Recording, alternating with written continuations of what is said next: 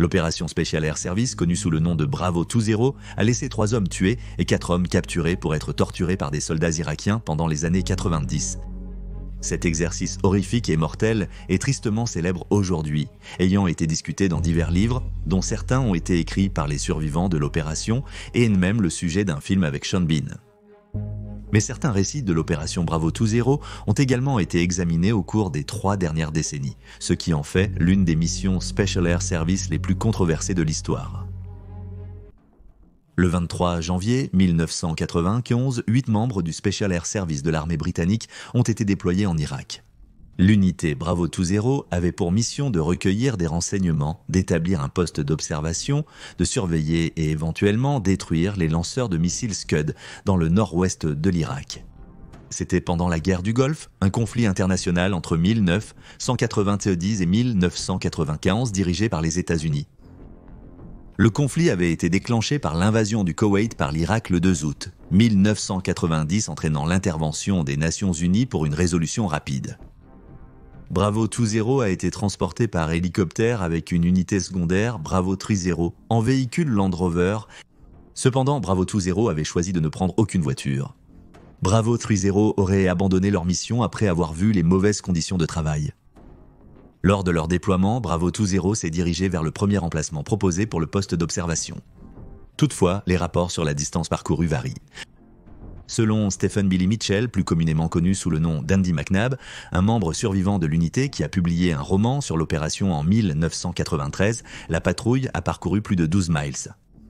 Cependant, d'autres comptes rendus de Colin Armstrong, qui a utilisé le pseudonyme Chris Ryan pendant un certain temps, et Mike Coburn, tous 2 membres de l'unité, ont déclaré qu'ils n'avaient parcouru que 1,2 miles. Armstrong notant que l'unité a été déposée près du point d'observation en raison du poids lourd de leur sac. Ils ont vite réalisé que le sol était trop dur pour creuser un poste d'observation. Peu de temps après, l'unité a rencontré son premier problème majeur. Ils étaient incapables de recevoir des messages sur leur radio.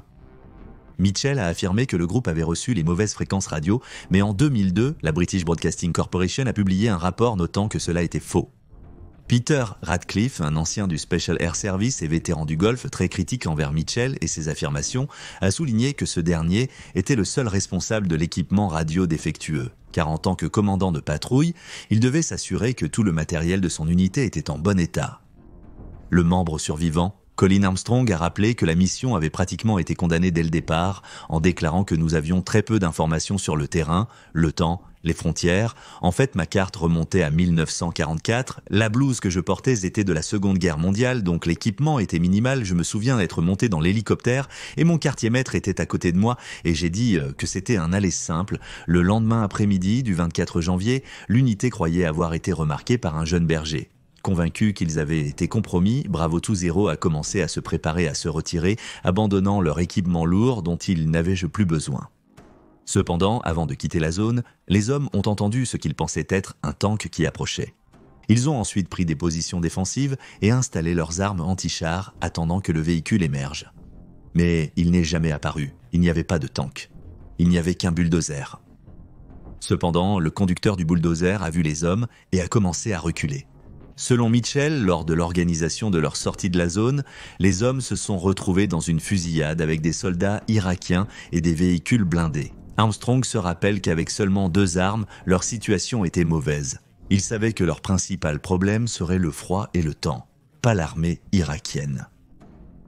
Un grand critique du roman Bravo 20, écrit par le chef de patrouille Mitchell sous le pseudonyme d'Andy McNabb, et Michael Asher, un explorateur du désert et historien. Asher a été extrêmement franc sur ses problèmes avec le roman Bravo 20, ainsi qu'avec le livre de Colin Armstrong sur l'opération The One That Got Away. En 2001, Asher a interviewé la famille bédouine qui a découvert la patrouille. Selon eux, ils n'étaient pas sûrs de l'identité des hommes et les ont suivis pendant un court moment. Après quelques coups de semonce, l'unité a riposté avant de prendre ses distances. The Guardian a écrit que selon les témoins oculaires d'Asher, l'unité a été, je cite, défiée par un petit groupe de locaux légèrement armés. Il n'y a pas eu de fusillade vicieuse et violente avec des membres de l'armée, comme décrit par Mitchell dans son roman. Selon le compte-rendu de l'opération de Michael Coburn, publié plus tard sous le titre Soldier 5, au moins un véhicule blindé de transport de troupes était présent et les hommes ont essuyé un feu nourri de mitrailleuses lourdes. Armstrong a écrit qu'un des hommes a vu une voiture blindée avec une mitrailleuse de calibre 50 se garer. D'une manière ou d'une autre, je ne l'ai jamais vue. Après cette fusillade présumée, l'unité a continué son plan d'extraction du pays. Selon la procédure opérationnelle standard britannique, si la patrouille rencontrait une urgence ou n'avait pas de contact radio, elle devrait retourner au point d'infiltration initial car un hélicoptère y atterrirait brièvement toutes les 24 heures. Cependant, l'unité n'a pas pu faire cela. Le problème était que l'hélicoptère n'est jamais arrivé au site d'atterrissage comme prévu. Plus tard, on a découvert que le pilote était tombé malade en route, l'obligeant à interrompre le vol avant d'atteindre le point d'infiltration. Des échecs supplémentaires ont été révélés quand on a découvert que l'unité pouvait envoyer des messages radio, mais pas en recevoir, et qu'elle avait tenté de contacter les avions alliés volant au-dessus d'eux. Un pilote américain a entendu les messages, mais pour des raisons inconnues, il n'a pas pu aider les hommes en soulevant leurs problèmes. Selon les rapports, de nombreux avions ont été envoyés à la dernière position connue des hommes pour tenter de les retrouver, mais sans succès. Plus tard le même jour, un journal de bord quotidien du Special Air Service a montré qu'une balise tactique ou tactical beacon de l'unité a été reçue, le journal notant qu'il était, je cite, « raisonnable de supposer qu'il se déplaçait vers le sud ». On croyait que le groupe allait vers le sud en Arabie Saoudite pour être extrait, mais en réalité, il se dirigeait vers le nord-ouest près de la frontière syrienne.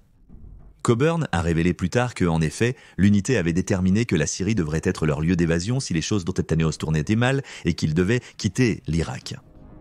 Il y a une suggestion que cet emplacement a été convenu suite à des conseils donnés par un officier commandant pour le escadron B à l'époque. Peter Radcliffe, ancien officier du Special Air Service, a déclaré que ce changement de plan empêchait de localiser et secourir l'unité. Cependant, le commandant de patrouille Mitchell a été critiqué pour avoir refusé les suggestions des officiers supérieurs de prendre des véhicules, ce qui aurait facilité la fuite du pays pour les hommes. Plus tard dans la nuit, le groupe s'est séparé, n'ayant pas suivi les procédures d'urgence standard.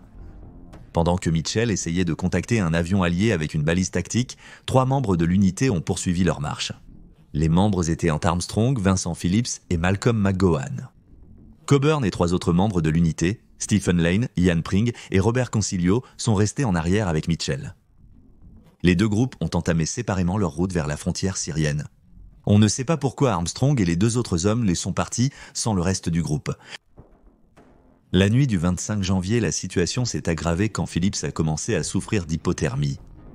Les 3 hommes s'étaient cachés dans un talus de chars durant la journée et à la tombée de la nuit, ils ont pris la direction de la frontière syrienne. Phillips, trop malade pour tenir son arme, l'a remise à McGowan. L'état de Phillips s'est aggravé pendant que les hommes progressaient difficilement. Il est devenu si confus qu'il a cru que ses gants noirs étaient en ses mains et que sa peau était devenue noire comme du goudron, le faisant crier de terreur. Confus et effrayé, Phillips s'est retrouvé séparé de ses 2 coéquipiers. Armstrong a rappelé plus tard, disant qu'il était avec Vince qui était en train de mourir et qu'il a tout essayé pour le convaincre de continuer à avancer. C'était juste un désastre. Le principal ennemi était le temps. Phillips est décédé plus tard, seul et séparé de son unité, à l'âge de 36 ans. Armstrong et McGowan rapporteront plus tard qu'ils l'ont cherché dans l'obscurité pendant environ 22 minutes avant de décider de continuer sans lui, Armstrong espérant que Phillips était toujours en vie. Le lendemain vers midi, le 26 janvier, un berger de chèvres a repéré Armstrong et McGowan. Les 2 hommes ont discuté de l'exécution du berger pour qu'ils ne puissent pas alerter les soldats irakiens, mais ont finalement décidé de ne pas le faire, McGowan choisissant de parler au berger afin de localiser un véhicule. Cependant, Armstrong est resté en retrait. McGowan et Philip ont convenu que McGowan reviendrait à 18h30. Bien qu'il ait pris l'arme de Philip, il a laissé son kit de ceinture pour ne pas avoir l'air trop agressif. McGowan a marché avec le berger pendant 4 heures avant de rencontrer un groupe d'hommes dans un Toyota Land Cruiser. Armstrong rapportera plus tard que McGowan a tiré et tué un homme non armé en courant vers le véhicule avant de tirer sur 2 autres hommes, tous 2 armés. Cependant, il a manqué de munitions et a été appréhendé alors qu'il tentait de voler la Toyota. Mitchell a donné une version différente dans son livre. Le berger s'était séparé de McGowan après lui avoir montré le chemin vers une cabane près de 2 véhicules. McGowan a ensuite fait face à des forces violentes, le forçant à tuer un soldat irakien en uniforme alors qu'il tentait de voler une des voitures. Peu après, 6 ou 7 autres soldats sont sortis de la cabane. McGowan a réussi à abattre 3 d'entre eux avant que son arme ne s'enraye et il a déjà été appréhendé alors qu'il était assis dans l'un des véhicules. McGowan en 2002 a partiellement confirmé sa version de l'histoire, déclarant qu'il a rencontré un soldat alors qu'il approchait d'un véhicule, je cite, « J'ai sorti ma carte maîtresse, qui était Mojaba, et il n'a rien dit, et j'ai continué à parler puis il a foncé vers le véhicule. Je lui ai tiré une balle dans la tête. Un seul coup de feu. » McGowan a noté qu'il était déjà à court de munitions alors que d'autres soldats émergeaient. Phillips n'avait pas rechargé son arme depuis le 24 janvier. McGowan a ensuite été capturé. Plus tard dans la soirée, Mitchell, Coburn, Lane, Pring et Concilio ont volé un taxi en faisant semblant que Concilio était blessé et mourant au bord de la route, menaçant le chauffeur avec une arme. Mitchell écrira plus tard dans son livre que les occupants du taxi ont tous été expulsés, et ils se sont ensuite dirigés vers le poste de contrôle le plus proche où Lane a abattu un soldat, et d'autres membres du groupe ont pris la vie de 2 autres soldats irakiens. Selon le compte-rendu d'Armstrong, un occupant du taxi a conduit le groupe au poste de contrôle et a donné l'alarme, les obligeant à poursuivre leur voyage à pied. Michael Asher a fait part de ses critiques sur le récit de Mitchell au fil des ans, affirmant qu'il n'y avait pas eu de fusillade et pas de victimes irakiennes signalées pendant cette période, contrairement à ce que prétend Mitchell. Asher a déclaré qu'après avoir interrogé le policier qui a arrêté la voiture, il a constaté que la véritable histoire correspondait davantage à la version d'Armstrong. Il a ajouté que lors de sa conversation avec le policier, de nombreux détails similaires confirmèrent ce qu'il avait entendu des Irakiens. Le lendemain matin, le 27 janvier, Mitchell et ses 4 hommes sont entrés en contact avec des habitants et des policiers. Vers 2 heures du matin, pendant la rencontre, Concilio a été abattu et tué par des civils armés. Peu après, Ling meurt d'hypothermie, et Pring, Mitchell et Coburn sont capturés. Coburn a aussi été blessé au bras et à la cheville durant le conflit. Les 3 hommes ont rejoint McGowan toujours détenus. Le quatuor a été déplacé plusieurs fois et à chaque fois, ils ont été confrontés à des tortures et des interrogatoires agressifs. Bien que Mitchell semblait écrire sur des actes extrêmes, tels que l'arrachage de dents et la brûlure, McGowan a précisé plus tard que de tels incidents ne se sont pas produits. Il est inconcevable que de tels incidents aient pu se produire sans qu'ils soient discutés ou physiquement évidents. Les hommes ont finalement été libérés le 5 mars, un représentant de la Croix-Rouge les décrivant comme étant en bonne santé. Pendant ce temps, Colin Armstrong restait isolé. Après la capture de McGowan, il a poursuivi son trajet vers la frontière syrienne comme initialement prévu. S'adressant à Force.net, il se souvient, je cite, « C'était 7 jours sans nourriture et les 3 derniers jours sans eau. J'avais en fait bu de l'eau provenant d'une usine chimique et elle était pleine d'effluents qui m'ont brûlé la bouche. Pendant les 3 dernières nuits, je n'avais rien et marchais environ 40 km chaque nuit. J'ai commencé à avoir des hallucinations et des visions de ma fille. C'était si vivant, je tendais la main pour la saisir et elle me parlait. Après 7 jours, ayant parcouru 186 miles, il est arrivé à la ville frontalière d'Abu Kamal.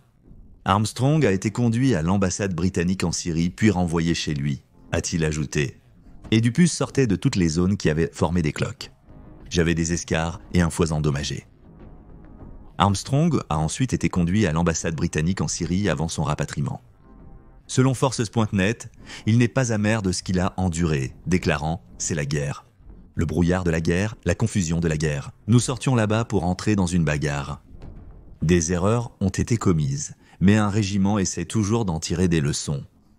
Il n'y aurait plus de jeunes hommes obligés de marcher 7 jours et 8 nuits, donc vous devez voir le côté positif. Suite à leurs épreuves, Stephen Mitchell et Colin Armstrong ont tous deux écrit des livres sur les événements de janvier 1991. Mitchell a utilisé le nom de plume Andy McNabb et a publié Bravo to Zero en 1993, tandis qu'Armstrong a adopté le pseudonyme Chris Ryan et a écrit Celui qui s'est échappé. Publié en 1995, bien qu'utilisant des pseudonymes, ils ont intégré les vrais détails de leurs camarades d'unité dans les livres. L'ancien membre du Special Air Service Peter Radcliffe a critiqué cette décision, notant « c'est insensible de la part d'Armstrong et Mitchell de se cacher derrière des pseudonymes alors qu'ils ont nommé leurs collègues décédés dans leurs livres en violation délibérée des traditions du régiment ». Mitchell est également connu pour avoir estimé que l'unité avait tué 250 ennemis. Mais ce nombre a longtemps été remis en question, de nombreux critiques notant qu'il n'est pas clair d'où vient ce chiffre. De plus, Mitchell n'a jamais mentionné ce nombre dans aucun de ses débriefings suite aux événements de janvier 1991. Armstrong a été critiqué pour avoir apparemment dénigré le sergent Phillips dans son roman. Armstrong a écrit que Phillips avait compromis la patrouille parce qu'il n'avait pas tué un berger et semblait ensuite abandonné après que le groupe se soit divisé en 2. Cependant, les deux livres ont connu un énorme succès et ont conduit à des carrières lucratives pour Mitchell et Armstrong. En 2004, Michael Coburn, un membre survivant néo-zélandais de l'unité, a voulu publier un livre sur les événements de janvier 1991, mais s'est heurté à la résistance du gouvernement britannique qui a tenté de le faire taire. S'adressant au Irish Times, il a noté comment les livres de Mitchell et Armstrong avaient été vérifiés et approuvés par le ministère de la Défense britannique, mais qu'il avait du mal à recevoir le même traitement. Il a prétendu, je cite, « Oh, si Bin Laden n'était pas là, je serais l'ennemi numéro 1. » Je n'en doute pas. La façon dont ils m'ont poursuivi au fil des ans est incroyable.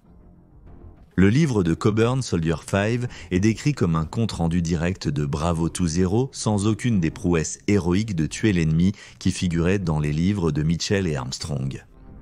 Il pensait que de nombreux échecs de l'unité résultaient de décisions de leadership et de renseignements erronés.